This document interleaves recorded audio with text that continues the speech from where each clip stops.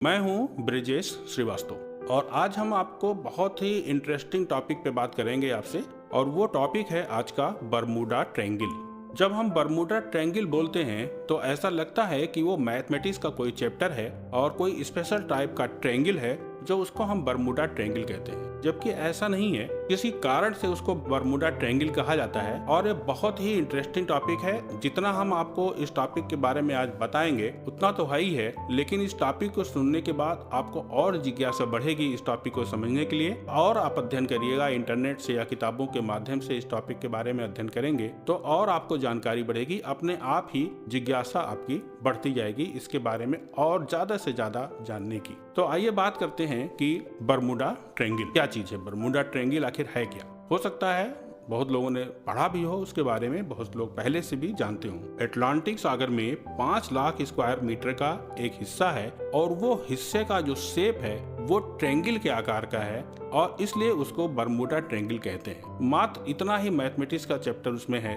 एक टॉपिक और भी आएगा, केवल इसलिए उसको बरमूडा ट्रायंगल कहते हैं क्योंकि उसका जो शेप है, जो एरिया है वो ट्रायंगुलर शेप में है, इसलिए वो बरमूडा ट्रायंगल है। और ये इतना इंटरेस्टिंग टॉपिक क्यों है, आप धीरे धीरे इसको सुनते जाएंगे तो आप जानते जाएंगे कि वो इतना इंटरेस्टिंग आखिर क्यों है। जिज्ञासा आपकी खुद ही बढ़ती जाएगी। तो अटलांटिक सागर में 5 लाख स्क्वायर मीटर का एक हिस्सा है जिसे बरमूडा ट्रायंगल कहा जाता है। इसका आकार ट्रायंगल के तरह होता है। हैरत की बात यह है कि पिछले 100 सालों में इसमें सैकड़ों हवाई जहाज समा चुके हैं और हजारों लोगों की मौत हो चुकी है। इससे इतना रहस्यमयी ये ट्रायंगुलर शेप है, ये ट्रायंगुलर एरिया है। इसमें सैकड़ों हवाई जहाज, जो भी हवाई जहाज इस ट्रायंगुलर एरिया के ऊपर से गुजरता है वो उसी में समा जाता है, या कोई समुद्री जहाज उसके आसपास या उस एरिया से गुजरता है वो उसी में समा जाता है। देखिए क्या कारण हो सकता है। बहुत सारे वैज्ञानिक, बहुत सारे रिसर्च करने वाले लोग इसमें लगे हुए हैं कि अभी तक लगे हुए हैं कि आखिर इसका कारण क्या है।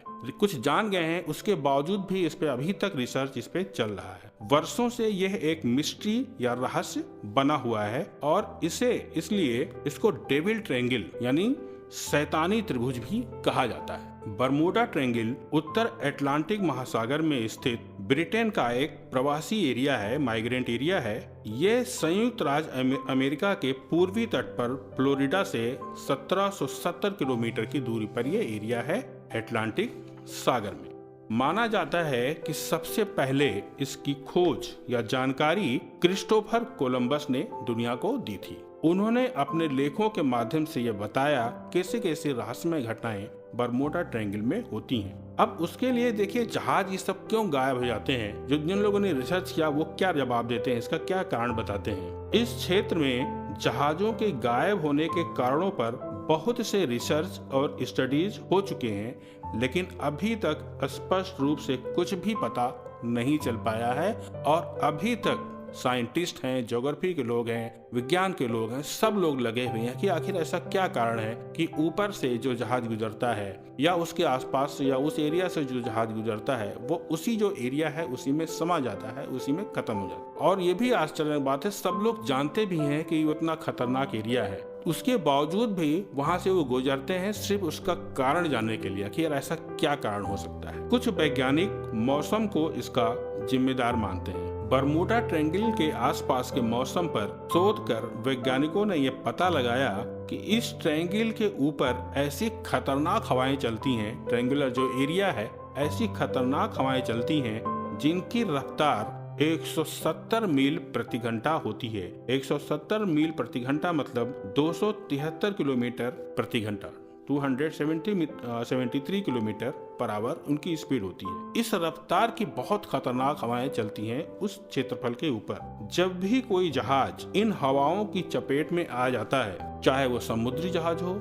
चाहे वो हवाई जहाज हो, जब भी वो इन हवाओं की चपेट में आ जाता है तो अपना संतुलन खो बैठता है, जिसके कारण एक्सीडेंट हो जाता है। कुछ वैज्ञानिकों का यह भी मानना है कि बरमूडा ट्रायंगल में बेहद भारी चीजों को अपनी ओर खींचने की ताकत होती है, और वो ताकत है हेक्सागोनल शेप में। उस एरिया के ऊपर कुछ बादल होते हैं जिनका शेप हेक्सागोनल होता है। हेक्सागोनल मतलब मैथमेटिकल टर्म है, हेक्सागोनल मतलब खटगोड़ीय होता है जिसमें 6 भुजाएं होती हैं। तो 6 भुजाएं होती हैं, हेक्सागोनल शेप में बादल होते हैं उस क्षेत्र के ऊपर। यह बादल एक तरह का एयर बम बना लेते हैं। एक बम ब्लास्ट होता है जो 170 मील प्रति घंटा या 273 किलोमीटर पर आवर की स्पीड से जो चलने वाली हवाएं हैं, उनसे मिलकर जब जहाज टकराते हैं तो उन्हें खींचकर समुद्र तल में पहुंचा देते हैं। वो चाहे हवाई जहाज हो या उस क्षेत्र से गुजरने वाले जो समुद्री जहाज हो, उनको खींच कर उस एरिया में पहुंचा देते हैं।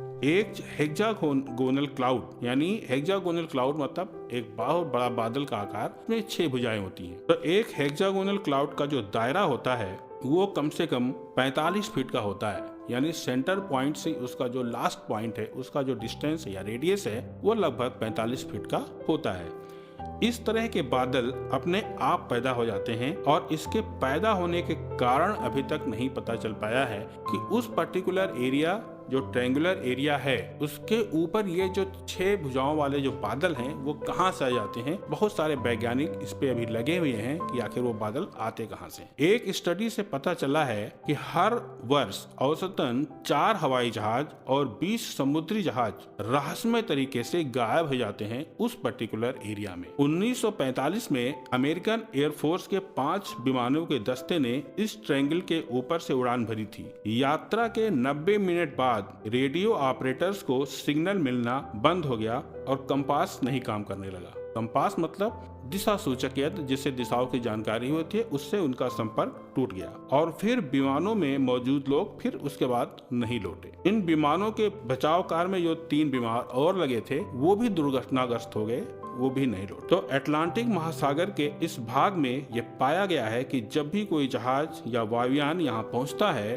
तो उसके ऊपर रडार, रेडियो वायरलेस और कंपास ये सब यंत्र या तो ठीक से काम नहीं करते या धीरे धीरे वो काम करना बंद कर देते हैं। इन सब जहाजों का संपर्क दुनिया से टूट जाता है, उनके दिशा सूचक यंत्र भी खराब हो जाते हैं। तो इस प्रकार ये विमान अपना मार्ग भटक कर किसी दुर्घटना के शिकार हो जाते हैं और या वो रहस्यमय ढंग से गायब हो जाते हैं। कुछ वैज्ञानिकों का मानना है कि इस क्षेत्र में फिजिक्स के कुछ ऐसे नियम हैं जो बदल जाते हैं। उस एरिया में वो ट्रायंगुलर शेप का एरिया है, फिजिक्स के, ग्रेविटी का या ऐसा और भी बहुत सारे नियम है फिजिक्स के जो वहां पहुंचने के बाद बदल जाते हैं और इसलिए ऐसी दुर्घटनाएं होती हैं। लेकिन वो क्यों बदल जाते हैं इसका कारण अभी तक पता नहीं चल पाया है।